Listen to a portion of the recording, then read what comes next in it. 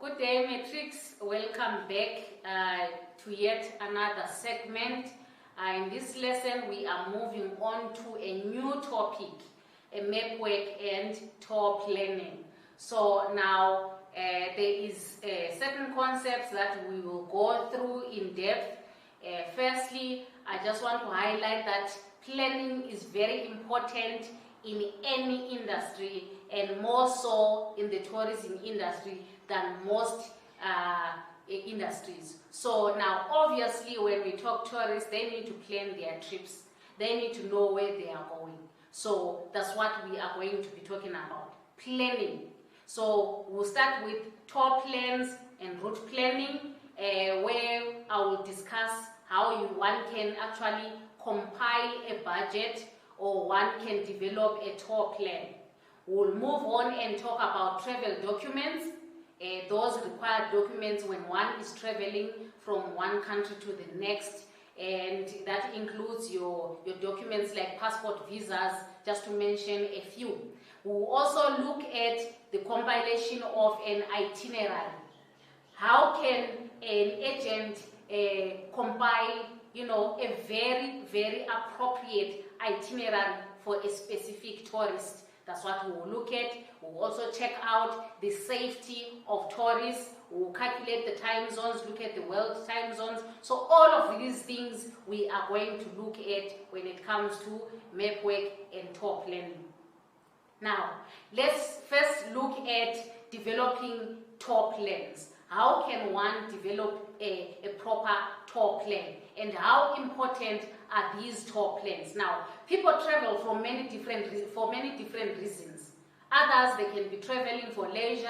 Others can be traveling to visit family and friends. Others for business. So whatever the reason is, that trip needs to be planned, and for it to be successful, there should be, proper planning. So a good tour plan should indicate the following. If you are planning, you need to make sure that the route of the tour is followed, and you know the length of your tour, how long it's going to take, which routes are you going to take from here, for instance, to Limpopo. Which road are you going to use?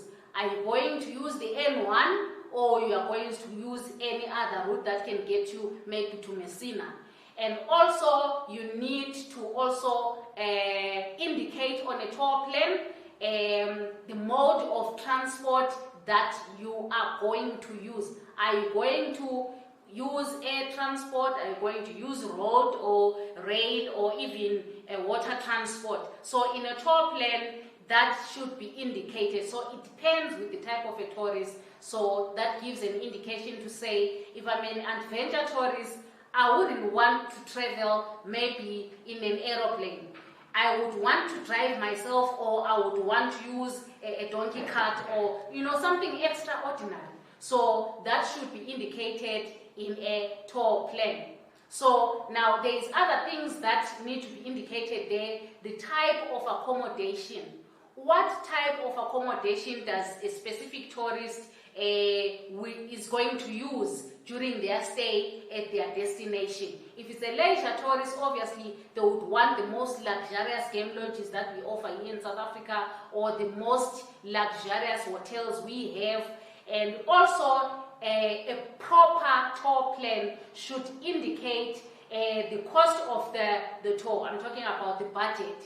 So now, if you have drawn up that tour plan, you have actually calculated the cost of transport, the cost of accommodation, the cost of anything else that needs, planning for, and you are presenting it to the tourist, and it should suit that kind of a tourist, because obviously you will have constant communication with that tourist just to inquire on their needs and wants and what needs to be changed, and so on and so on. Not forgetting the indication of food and drinks offered at the establishments that maybe a tourist agent would have, proposed to the tourist. That should be indicated on the tour plan. Now, there's different tours that are planned for tourists. I'll name them and explain them to you, how different they are, so that next time if you decide to just, you know, take a trip to a nearby province, you know which tour is appropriate for you. So they go with packages.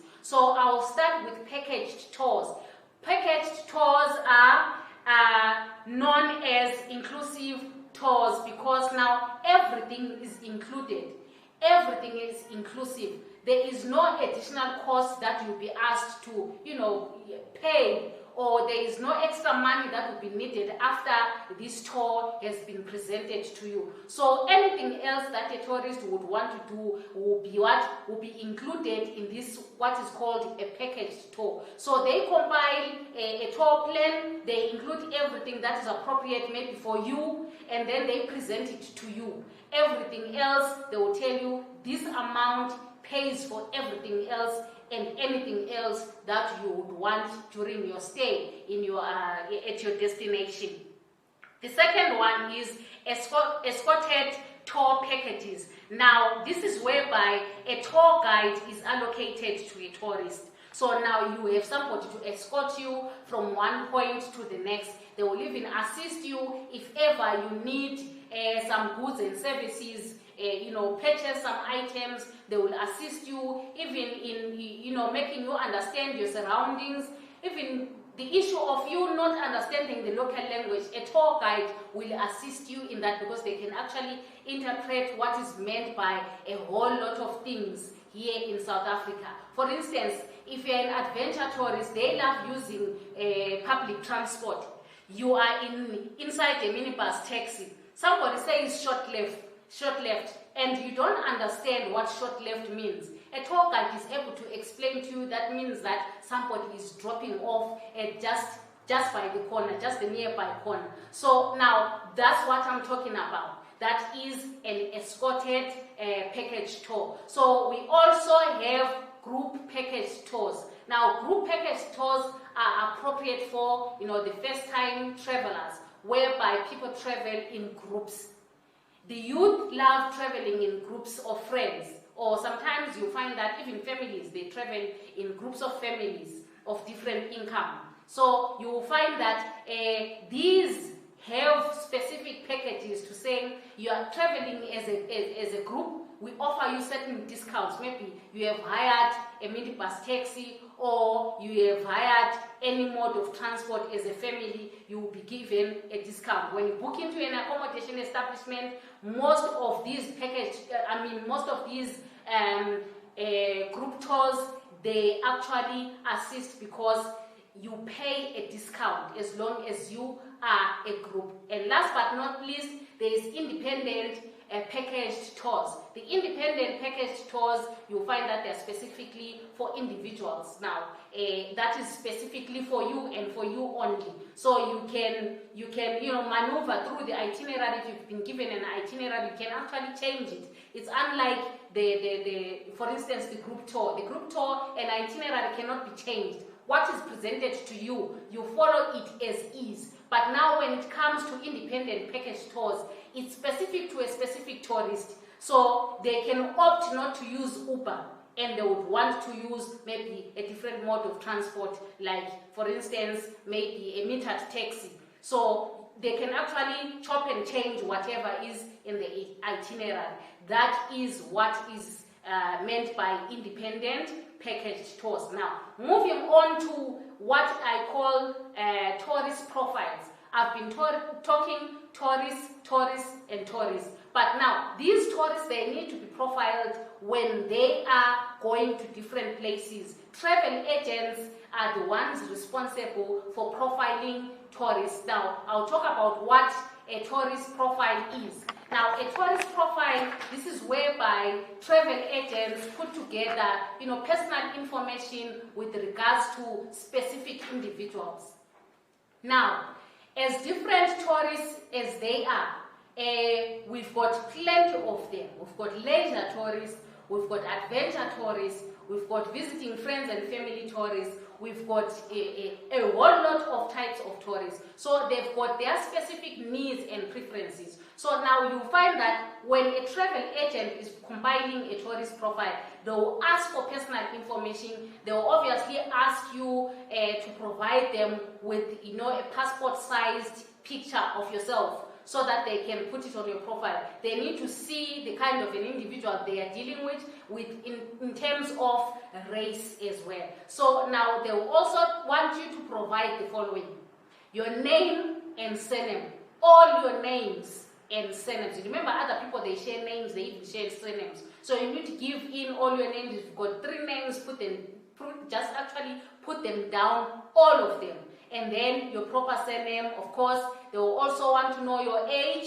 Reason being, they would want to prepare proper activities that are appropriate for your age group. For instance, teenagers, they love, adventure activities. But the elderly, they do not like, being adventurous. So they would want your age so that they can prepare appropriate activities. They will also want your residential address, your contact details, reliable contact details, so that they can have, a communication with you throughout until you go to your destination. They will also want your next of kin, the details for your next of kin. It can be your mother, your father, or anyone who's reliable. They want their details, their name, their cell phone number. In case anything happens, or in case they cannot get a hold of you, they are able to call those numbers and pass on the information. They will also want to inquire about the mode of transport that you prefer using during your tour. So you need to be specific. There is, preferences, there is needs that need to be met, and also there is wants when it comes to transport. Probably you are a mother, so you have maybe a baby. You would want a mode of transport that would accommodate a child. You would want a car seat. That's a preference, isn't it? And also the type of accommodation that you prefer the most. If you are a family, what type of accommodation would you prefer as a family? They will also want to ask you about the meals that you would want to have during your tour, the type of attractions that you are attracted to, that you prefer to go to. Now, they will even tell you that there is fees and permits that are needed when you are visiting these type of attractions. So those are types of information that they would want, and some additional costs, like maybe airport tax or service charge. All those things, they would actually inform you and let you know that this is how much you need for all of that. We need to learn to live with the COVID virus, the new normal, at least for the next few months. And we have just what you need to make sure you never miss a single school lesson. And it's absolutely free, mahala! High quality, powerful, animated lessons for all your subjects. So don't spend a cent until you have tried iWhiz. It's everything you need. All video lessons, textbooks, workbooks, exam prep. We want you to ace 2021.